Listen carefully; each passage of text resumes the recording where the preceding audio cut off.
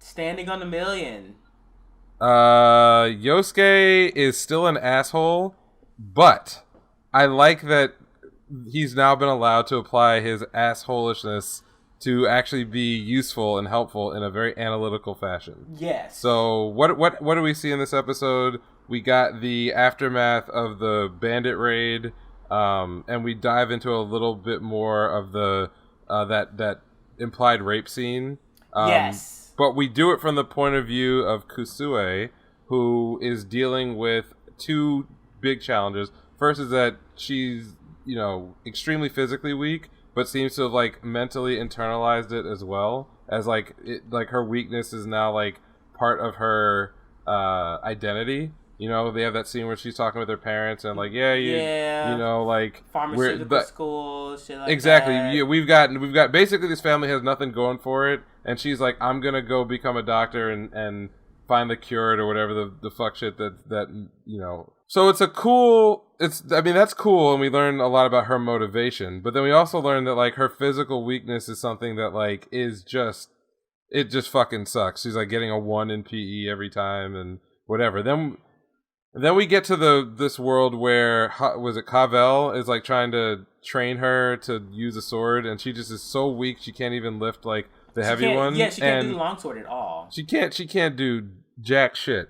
And she also kills her first goblin and has a fucking mental breakdown. Okay, so that was my favorite part of this episode, even though I know that's kind of fucked up. But I was just like, girl, you're going to have to process this shit. You're going to have to get over it.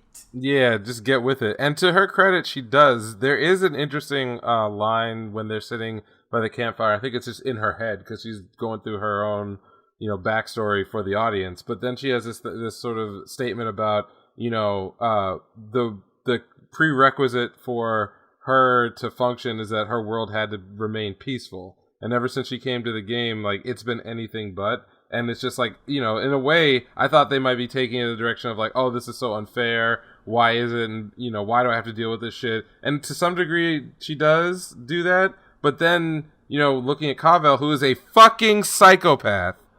Okay? There's like, I don't care if she's cute in the standards of this, production. She is insane. Okay? She's a woman who gets off cutting and killing people, and the only reason she's with the heroes is because they can't die for real, right? Like, but somehow Kusue is inspired by her psychopathy, right? Like she can cut and kill at will. Like, I need to learn from this chick, and to a degree, that actually makes sense. If you're in a crazy ass world where the only way to move forward is to be fine with killing things, and you might as well like figure out like the person who's the craziest, like maybe they have something right. And so they train, she gets her ass whooped. Everyone seems to be getting their ass whooped by her. And there was the scene with like the kobolds, and it was at this point in the episode where I was like, I could see myself definitely finishing this season just off the sort of intelligent usage of the game system to handle what is clearly going to be like an enduring weakness of a character. Like when the kobold is charging at her, and she kind of like makes the pose for the sword, but doesn't actually take it out of the inventory. And then the inventory is just spinning, yeah. And she's holding it open so for the last minute when the thing jumps, and then she summons the sword, and it just sort of jumps onto the sword and kills itself. Like, I thought that was incredibly clever. And because she picked that up from when the goblin did the same thing, and I was like, look at you. Yeah, it was it's like basic visual storytelling, but at the same time, like, a lot of shows don't even get that right. Nope. But on top of that, there were 2 instances in this episode of interaction between the characters of the world and the game system that wasn't linear. So, like, you have that situation with killing the kobold by summoning the sword as it's charging, but then for the one I was more interested in was Yosuke intuiting that the quest that they were on from that you get introduced in the beginning of episode 4, I think. Maybe it's episode 4 and episode 3, whatever it was. Yeah. That like the cargo quest like is going to be fucking complicated because it's not obvious what they're supposed to do when if the cargo is are the humans, prisoners. yeah. They're gonna die before they get to the city. but the cargo may not be the humans. It may be the whatever. They don't know anything about it. So his intuition and his distrustfulness and history playing lots of games is coming out now. And I feel like it's, instead of just being as an excuse for him to like run off and do something stupid, it's something that's going to help them overcome whatever challenges pop up later. Yeah. So I like that. You know, the production is not great on this show. It's probably one of the lower budget shows Agreed. of the year. But and there's not a lot visually interesting happening, but it's story wise, it's still actually story wise, comedy wise, I'm also enjoying how the girls are using their magic staves now. They're like getting up on those motherfuckers and doing the spell.